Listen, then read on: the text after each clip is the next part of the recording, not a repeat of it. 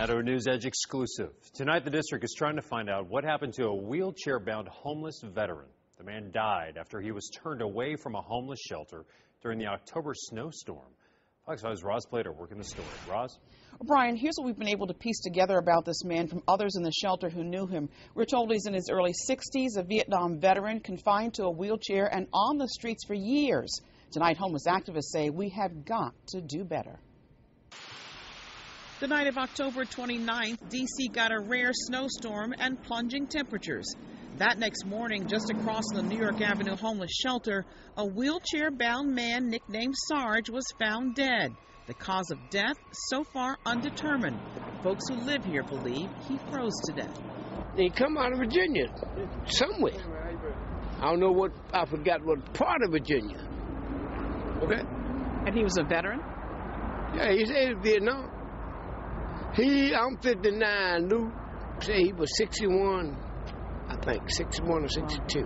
The city's Department of Human Services is investigating what happened that night, but off camera, shelter residents tell Fox 5 Sarge lined up to get into the shelter, but argued with workers, refusing to get rid of a can of beer he was drinking and stayed outside. Advocates say somebody should have done more, even though he was in violation of the rules. I can't hold it against the shelter for not letting him in with an open container, but what I'm saying is that the shelter should not have simply left him out here. When they realized that he was drinking and that he was irrational, they should have taken additional steps. On this bitterly cold night, advocates were back out at the shelter pleading with the homeless to follow the rules and get in out of the cold. We don't want them to be out here drinking alcohol during hypothermia season because it plays tricks with you.